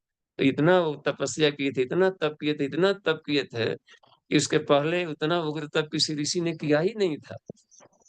और उनके रोम रोम से सूर्य का प्रकाश फूटने लगा था, ये समझिए। तो उस हालत में ब्रह्मर्षि पद को प्राप्त किए थे और अपने बाहुबल से प्राप्त कर लिए थे। और तब जाकर के इस तप से ब्रह्मर्षि बन करके और पूरे, तो इस कहा कि मंत्र को देखा, पहले था कि केवल इस अमुक अमुक स्तर में ही आदमी कर सकता है, कहा कि नहीं, कोई भी मनुष्य कर सकता है। उनके शिष्य थे कण्व ऋषि वगैरह, उनको भेजा और मिस्र देश में जाकर 10,000 शूद्रों को ब्राह्मण बनाया, क्योंकि ये सबको संस्कारित करने वाला मंत्र है। तो इसी मंत्र की दीक्षा एक सार्वभौम रखी गई गुरु मंत्र करके। तो ब्रह्मा जी ने जो सुना था, तो आकाशवाणी जो शब्द होता है, तो अंतःकरण को ही आकाश कहता है, चिदाकाश। उनके चिदाकाश है, उसमें से ये आया स्फुरना। चूंकि ये मंत्र शाश्वत है, सारे ब्रह्मांड भी विलीन हो जाएंगे तो भी वो अंतरिक्ष में ये मंत्र ध्वनियां गूंजते रहती। तो इसको उन्होंने सुना, प्रेरणा हुई अंत प्रेरणा से, तो इसको जप करे। तो तप किया तो उनके भीतर में शक्ति आई, आध्यात्मिक शक्ति और आत्म भौतिकी शक्ति, परमाणुक शक्ति। इसलिए को गायत्री कहते हैं और एक को सावित्री कहते हैं। अब उनसे इसको पुत्र साधना से उत्पन्न हुआ है, तो इस शक्तियों को पुत्र कह दिया। अलंकारिक वर्णन है, इस फिजिकली बॉडी वाला से इसका अर्थ न लिया जाए। अलंकार में कहे गए रहते हैं कि उसको गुणार्थक में समझा जाए, अध्यात्म को। वो शारीरिक संबंध वाले कोई नहीं, स्त्री पुत्री जैसा। वह है एक आध्यात्मिक शक्ति और एक वैज्ञानिक शक्ति उत्पन्न, इसको गायत्री और सावित्री कहते हैं। और दोनों के साथ में साश्चर्य करके, यानी दोनों शक्तियों के द्वारा इस सृष्टि का निर्माण क्रम अपना चला पड़े। तो ये ऐसा है सुरेंद्र जी। जी जी बाबूजी, इसका मतलब श्रीमद् भगवत गीता भी भगवान श्री कृष्ण ने नहीं कहा है, वो पहले से ही सृष्टि में या फिर ब्रह्मांड में व्याप्त थी। भगवान कृष्ण ने देखा है और फिर अर्जुन को कहा, ऐसा मान के चलें? हाँ, इसलिए कि इसका और भी एक प्रमाण है कि जब पूरा का पूरा महाभारत खत्म हो गया, अब कुछ भी नहीं रह गया किसी से लड़ने लड़ाने की बात, बिल्कुल अब सब सुन सपाटा खत्म। एक दिन अर्जुन को मन में विचार आया, कहा कि हे भगवान, उस युद्ध भूमि में आप जो कुछ भी कह रहे थे हम सुन तो रहे थे, लेकिन हम अपने आप में नहीं थे। अब मैं होश में हूँ, और अब हम चाहता हूं कि आप वो सारे गीता को एक एक पंक्तियों को आप फिर हमसे कहो, जो भी आप कहे थे उपदेश वो आप फिर से एक बार सुनाइए। तो कृष्ण ने कहा कि हे अर्जुन, हमें भी नहीं मालूम हम क्या कह गए थे तुम्हारे सामने, हमको भी कोई माध्यम बनाकर काम ले रहा था। इसका मतलब है कि जो अवतरण प्रक्रिया होती है, एक मैग्नेटिज्म है, चुंबकीय प्रवाह है, और वो अवतरित होते आकाश में। और धरती पर उन दिनों जो महामानव होते हैं, पुरुषों में जो श्रेष्ठ तपस्वी होते हैं, उनको माध्यम बनाकर वो काम करा लेती है। सामान्य आदमी जो लीडर है, हीरो है, उसको भगवान कह देता है, अवतार कह देता है। ये इसकी वैज्ञानिकता है इसमें। जी जी बहुत बहुत धन्यवाद बाबूजी, प्रणाम। जी प्रणाम। जी अगला हैंड रेस सुमन दीदी का। हाँ जी, प्रणाम धन्यवाद बाबू। जी, प्रणाम। बाबूजी, 21 नंबर में भगवान बोलते हैं केजित भीता प्रांजन लियो गृणंती। तो कौन लोग भयभीत होकर भगवान का प्रार्थना कर कर उनपे उनके मतलब उनमें प्रविष्ट होते हैं? ये मेरा एक प्रश्न है। दूसरा, आपने क्लास के दौरान बोला क्या कि हम हृदय शून्यता हो जाएगा। ये बात सही है बाबूजी। जब हम भिन्नता देखते हैं ना कि वो अलग, अद्वैत द्वैत की भावना रहती है, तो कभी कभी लगता है कि नीरस हो गया लाइफ, क्यों हम सब में अवगुण देख रहे हैं। और फिर ईगो तो नहीं, लेकिन नीरस लगता है कि बेकार हो गया है, किसी से बात ही नहीं करना है। तो इस पर थोड़ा प्रकाश डालिए बाबूजी। प्रणाम बाबूजी। देखिए, ये तत्व दृष्टि की, तत्व ज्ञान की कमी से होता है ऐसा। इसलिए तत्व ज्ञान को अध्ययन करना बहुत जरूरी है, और यह सिर्फ उपनिषद ही देगा। वेदांत के सिवा और कोई नहीं है यहाँ पर। भारत में ही उपनिषद है, और भारत में और उपनिषद के सिवा और कोई उपाय ही नहीं है कि हम आत्मा को जाने। आत्मा को विषयक चर्चा का हिस्सा सिर्फ उपनिषद है। और इसलिए इसमें कहा गया इसमें कि और वेदों की जो पुष्पित बाड़ियां रहती है, कर्मकांड यज्ञ वर्ग, इसे स्वर्ग लोक की प्राप्ति के लिए, जो कि पुनरावर्ती है। इसलिए कृष्ण ने अर्जुन को मना किया है कि ढेर उस तरीके से कल स्वर्ग के लालच में आकर के केवल कर्मकांडों की इस पुलिंदों में मत फंसे रहो, आत्मा को जानो। और ब्रह्मा लोक तक सब पुनरावर्ती, और आत्म साधना होगा, और आत्मिकी के लिए सिर्फ है वो उपनिषद। वेदों में घुले हुए जहां तहां पर आत्मिकी के सूत्र थे, उसको संकलित किया ऋषियों ने, और उसको उपनिषद कहा। दूध में से घी को निकाल लिया। दूध खराब हो सकता है, जम सकता है, फट सकता है, दही बन सकता है, समय के सापेक्ष में उसमें परिवर्तन आएगा। और घी देखिए, वो घी कितना हो पुराना हो, घी घी रहता है ना सर। तो आत्मिकी कहते इस संसार में घुले हुए आत्म चेतना। तो जब तक से आत्म तत्व का आत्मज्ञान आत्मबोधत्व न होगा तो तत्व दृष्टि विकसित नहीं होगी। अपने बारे में संसार के बारे में जब तक सही सही जानकारी न हो तो आदमी कुछ का कुछ समझेगा, दिग्भ्रांतता की स्थिति में भटकेगा और सुख दुखात्मक जीवन में ही उबटूब लगाते रहेगा। जी बाबूजी 21 नंबर मंत्र थोड़ा बताइए ना।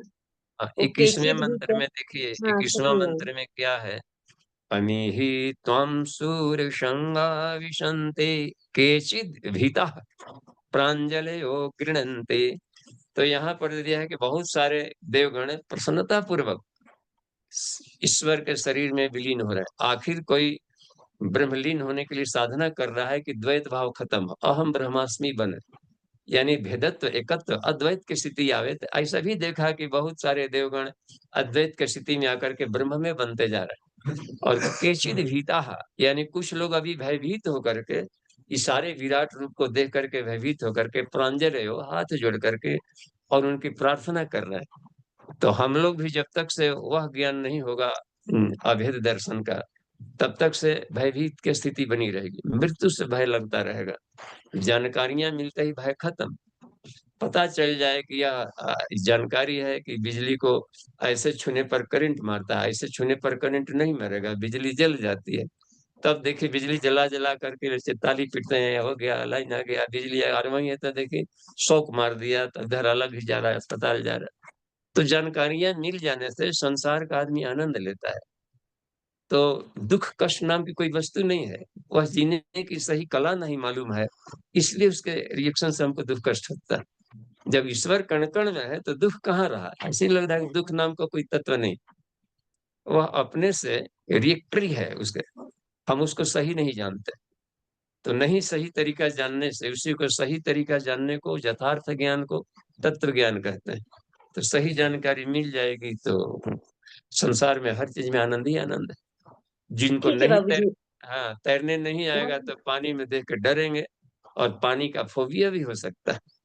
और जिसको तैरना जानता है तो दिन कितने बच्चे ऊंचाई पर चढ़ के ओ छलांग लगा के गोल गोल गोल गोल घूम करके गिरते हैं नीचे, इंजॉय ले रहा है पानी का, तैरना जान गया। और नहीं तैरना जानते हैं तो डर डर के रहेंगे, तो अज्ञानता से डर होता है। जी ठीक है बाबूजी 20 नंबर में बोल रहा है कि तीनों लोक जो है लोक त्रयम प्रव्यथितम।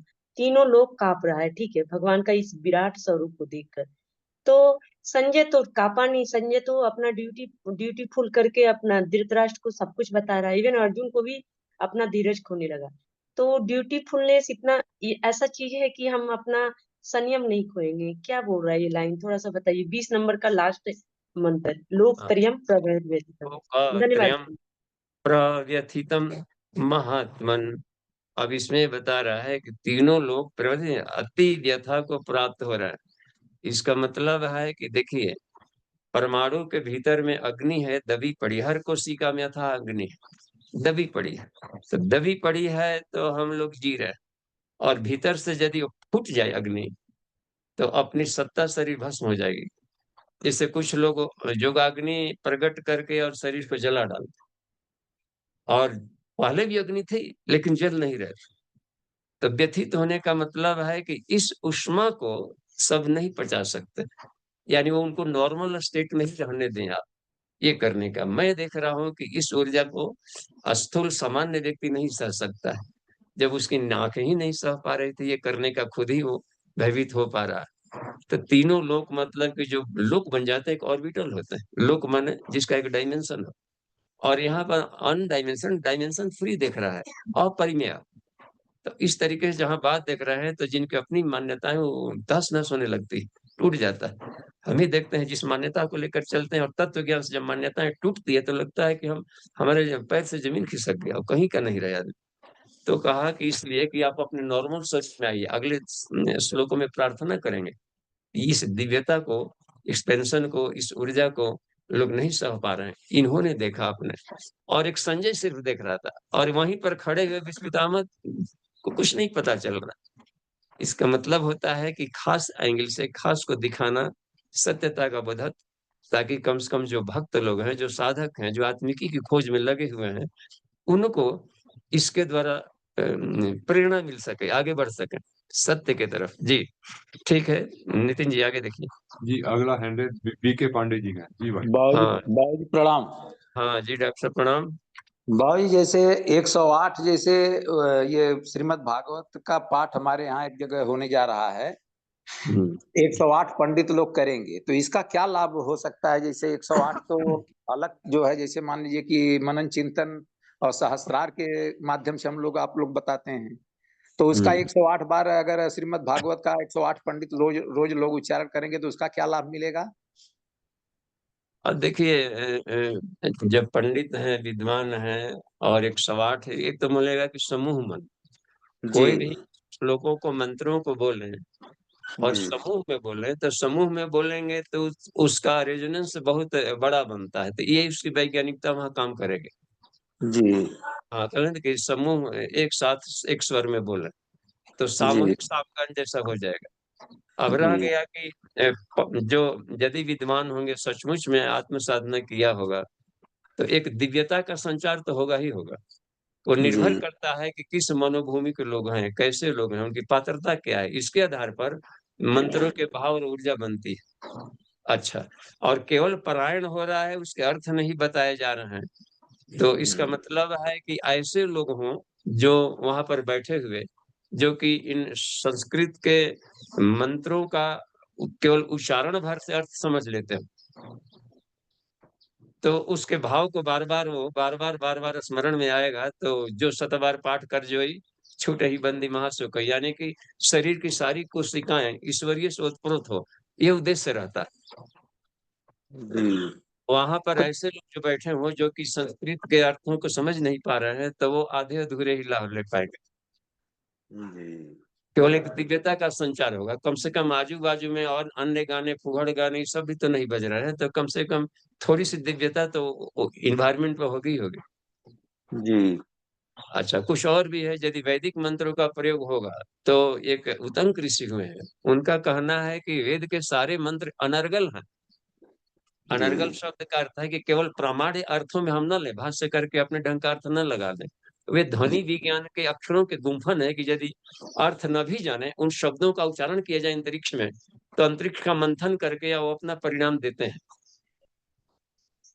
जी तो उच्चारण में दो वृत्त बनता है, गायत्री मंत्र उच्चारण करें अर्थ जानते हुए, अर्थ नहीं जानते हुए, तो देखा गया कि ये दोनों तरीका से फायदा करता है। दो वृत्त बनता है, यदि बिना अर्थ जानते हुए उच्चारण कर रहे हो तो अभी शब्द वृत्त बनेगा, रिंग के छलों में जाकर सूर्य को छुएगा, उसकी शक्ति लेकर शरीर में भरेगा, तो आरोग्यता जी का लाभ तो मिलेगा ही मिलेगा। जी और हाँ, और दूसरा है कि यदि भाव परक उच्चारण कर रहे हो अर्थ को मनन चिंतन करते हुए, तो यहीं से यहीं ब्रह्म में विलीन हो जाएगा वो। क्योंकि ईश्वर हर जगह है, तो कहीं जाने की जरूरत नहीं पड़ेगी उसको, यहीं से ही ब्रह्म के साथ साझता स्थापित कर लेगा। जी तो इसका लाभ मिलेगा, ध्वनि विज्ञान का लाभ मिलेगा, वो मिलेगा, सात्विकता का भाव रहेगा, उसका लाभ लिया जाना चाहिए। और उसमें जो भी आचार्य भाग लें उसको सबके लिए सरल सुपाच्य बनाया जाना चाहिए, नहीं तो कुछ ही लोगों के विषय बन के रह जाएगा। जी जी जी जी ठीक बाबू जी प्रणाम। जी धन्यवाद। नेक्स्ट। जी अगला प्रश्न आचार्य जी का है। तो पूछते हैं कि क्या देवताओं का जो तेज है उसको प्राप्त करने के लिए उन्होंने शरीर धारण करके तप किया है? कृपया प्रकाश डाला जाए। फिर से पढ़िए। क्या क्या? क्या देवताओं का जो तेज है उसको प्राप्त करने के लिए उन्होंने शरीर धारण करके तप किया है? कृपया प्रकाश डाला। हाँ, जो देवताओं का तेज है, दिव्य देवता माने दिव्य गुण, देवता कोई अलग वस्तु नहीं है, ये भी एक दिमाग में गांठ रहता है। इसको देवता दिव्य गुणों को देवता, देवी माने दिव्य गुण, और दा यानी जो अपने दिव्यता को प्राप्त करके दूसरों को देना बांटना शुरू कर दिया, तो जिसे ये वृक्षों को भी देवता कहते हैं, यानी कुछ न कुछ औषधीय गुण से हमें रोगों का निवारण करता है, देने का गुण है तो देवता आ गया। और दिव्यता है उसमें, यानी अपनी चेतना को भी रिफाइंड जो कर रहा है उसका वो गुण, तो उसको कह देंगे कि देवी। देवी दिव्य गुण, देवता प्रदान करने की प्रक्रिया बन गई। तो ये इसके लिए ही अध्यात्म ही बना है, और किसी भी तरह का अवतरण मनुष्य के शरीर में जन्म लेने का भी कारण यही रहा है अपने को देवत्व में परिवर्तन नहीं किया जाएगा तो दुख कष्टों से हम मुक्त नहीं हो पाएंगे कभी। तो अपने भीतर के आत्म जागरण किए जाए, तो इसी के लिए होता है जी। जी। अगला क्वेश्चन माधवी दीदी का है। वो पूछती हैं कि देवलोक और ब्रह्मलोक क्या है और क्या ये हमारे अंदर भी है? तो इसको हटा दिया जाए ये। हाँ पूछिए। जी, माधवी जी पूछ रही है कि जो है देवलोक और ब्रह्मलोक क्या है और क्या ये हमारे अंदर भी है? हाँ, यत ब्रह्मांडे तत्पिंड, देवलोक सब भीतर है। मस्तिष्क को धरती का शरीर का स्वर्ग कहा जाता है, इसी में सब है। आठों वसुगण रीढ़ के हड्डियों को देवयान मार्ग कहा जाता है, और मूलाधार से सहस्रार की यात्रा, इसी में शिव शक्ति, ये सारे ग्रह नक्षत्र, उपत्यकाएं, नदी नाले। ईड़ा को कहा जाता है गंगा, और पिंगला को कहते हैं यमुना, सुषुम्ना को कहते हैं सरस्वती। देखते हैं तंत्र ग्रंथों में एक बात आती है, जैसे यह है तो मध्यम मानसम च मीनम च, पंचमकार वाली बात आती है ना, मध्यम मानसम च मीनम च मुद्रा मैथुनम एवं च मकारम पंचमम आहुर योगी नाम मोक्षदायकम। ये 5 मकार योगियों को मोक्ष देते हैं। तो इनको प्रत्यक्ष अर्थों में नहीं ले सकते, योग की अलग एक शब्दावलियां होती है, उसके अलग डिक्शनरी होते हैं। सामान्य बाजारू अर्थों में लेंगे तो घाटा में रहेंगे। मध्यम कहा गया उसमें, मध्यम, मध्य को पीने वाला ही योगी बनता है। और मध्य कहा जाता है व्योम में पंकज निश्चंत, यानी आकाश में खिले हुए सहस्रार चक्र है। व्योम पंकज, उससे टपकता हुआ, व्योम पंकज निश्चंद सुधा पान रतो भवेत, उसके जो टपकते हुए रस को पान करता है उसको मध्य पान कहा गया अध्यात्म में। नहीं तो बाकी तो कहा मध्य पानम इदम प्रोक्तम, इतने मध्य पाइन है, बाकी तो सब पियकड़ है जो ठहरा और जाकर कहीं पर पड़े। तो ये योग साधना में शब्दावली वही रहेगा, लेकिन अर्थ होते हैं ईश्वर से संबंध जोड़ने वाले भीतर के रसायनों का उसमें। तो ये है। उसी में देखिए मछली भी खाना है, रोज मछली खाना है, तो मछली खाना यानी प्राणायाम करना। जो ईड़ा और पिंगला है इसी को गंगा नदी यमुना नदी कहते हैं, बस। इसलिए कहा गया इस शरीर के भीतर में गंगा यमुनोर मध्य दो मत्स्यो चरतः सदा। इस गंगा और यमुना नामक नदी में 2 मछलियां बराबर चलती है। एक को कहते हैं प्राण, एक को कहते हैं अपान। प्राण अपान, खींचना, बाहर निकलना, छोड़ना, श्वास प्रश्वास, प्राणापान प्राणापान, पानापान पानापान, क्रिया चल रही है ना इसमें। तो जो तो प्राणापान गति रुधवा, यानी उससे गति को अवरोधित करते हैं कुंभक में, तो प्राणायाम प्राण, अपने प्राण शक्ति बढ़ती है। तो इसको कहा गया कुंभक को खाना कहा जाता है। तो इन दोनों मछलियों को तौ मक्षित तौ मत्स्य भक्षित यस्तु सब मत्स्य साधक, जो इस मछली को खाता है उसको मीन साधक कहा जाता है। तो इन अर्थों में लिया जाता है। सारी साधनाएं, सारे पुराण, सारे जो वैदिक क्रियाएं बनाए गए हैं अपने भीतर के अंतरंग में, वो सारी चीजों को विकास करके साधना करके पाने के लिए सूत्र। ठीक है, धन्यवाद जी बाबू जी। शांति पाठ का समय हो गया, क्या हो गया? जी बाबू जी, ब्रह्मलोक और देवलोक शरीर के भीतर कहाँ पर है? तो दीदी शायद ये भी जानना चाह रहे हाँ, व्रत ब्रह्मलोकम, जो ब्रह्मलोक होता है तो ब्रह्मलोक कहा जाता है सेरिब्रम को। सेरिब्रम ब्रह्मलोक है, ऊपरी वाला मस्तिष्क जिसका केंद्र हो जाता है ओम और भूर्भुव स्व, तो ओम भूर्भुव स्व है ब्रह्मलोक। और जो अपनों का जो मूर्धनी है बीच में आ जाता है त्रिकुटी वाला एरिया, जहां से देवता कहते हैं इंद्रियों को, जो ज्ञानेन्द्रियां हैं, कर्मेंद्रियां हैं, तो हमारा जहां पर ये पिनियल पिट्यूटरी का जो ब्रेन स्टेम है, जहां पर हम, या ये लिम्बिक सिस्टम है, हिपोकैम्पस है, थैलमस, हाइपोथैलेमस का एक जखीरा है बीच में, देखते होंगे। और यहीं से ब्रेन स्टेम, मेडुला ऑब्लोंगेटा, सारे तार क्रेनियल नर्व निकल कर वहां से भी जाते हैं, प्लस यहाँ से ब्रेन से सारे होल बॉडीज में आते हैं। तो सारे शरीर के भीतर में सब दिव्य शक्तियां हैं, देवगढ़। तो उसके अलावे जितना भी है नीचे वाला एरिया, तो वहां से शुरू हो जाता है, ब्रेन स्टेम से लेकर के पूरा स्पाइनल कॉर्ड तक, पूरे शरीर के कण कण में आते हैं। तो 2 पार्ट कर सकते हैं उसमें जी। एक तो पूरी टंगा है ना आपके ब्रेन स्टेम से भी ऊपर है, बीच में अपन क्षीर सागर जैसा पड़ा हुआ है समुद्र, और वहां से बिल्कुल छतरी की तरफ तैर रहा है ऊपर में जी। ठीक है, धन्यवाद। शांति पाठ आज कर लेंगे जी। नितिन, ओम